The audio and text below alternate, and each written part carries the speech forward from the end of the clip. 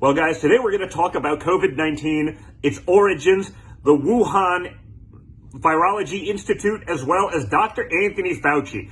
Now, I remember a time when someone really smart, who happens to be related to me and shares my name, talked about where this thing could have come from and where it likely came from. And I remember anyone in conservatism that said, hey, do you think this could have come from the Wuhan lab? I mean, it originated in Wuhan. Do you think maybe that's a coincidence that it didn't just come from a bat? That it didn't just magically, naturally occur in exactly the same town where China has their Virology Institute? Now, I remember when conservatives were crushed for even asking that question, okay? The media censored them, slammed them, and now, a year later, after Anthony Fauci said, I don't know, it's almost crazy, I don't know where they're getting this information, now he's not so sure.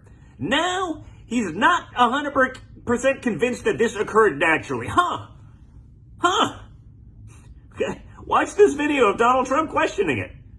Check it out. Have you seen anything at this point that gives you a high degree of confidence that the Wuhan Institute of Virology was the origin of this virus? Yes, I have. Yes, I have. Whether it started off as a mistake and then they made another one, or did somebody do something on purpose? That's a hard question for them to answer. Yeah, now guys, remember that?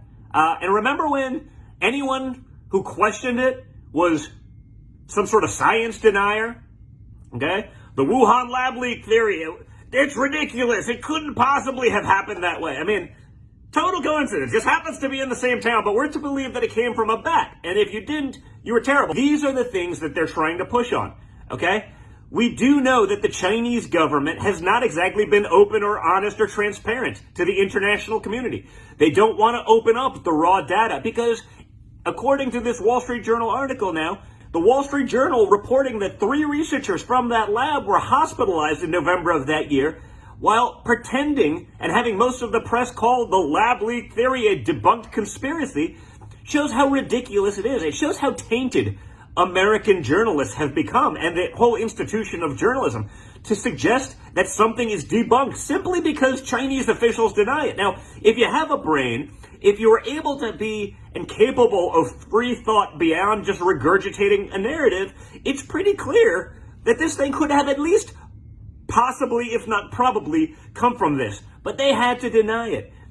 I mean, could be significant if the members of the same team working with coronaviruses that went to the hospital with similar symptoms to the coronavirus shortly before the pandemic was first identified. Whoa! It's mind-blowing that someone could come up with this stuff, folks. Remember, the Wuhan Institute hasn't shared raw data, safety logs, and lab records of its extensive work with coronavirus in bats, which many consider the most likely source of the virus. I wonder why they didn't do that, folks. Could there be something there? Anyone with a brain could have told you so, folks. Anyone with a brain understands exactly what was probably happening there, or at least that we should be able to ask the question.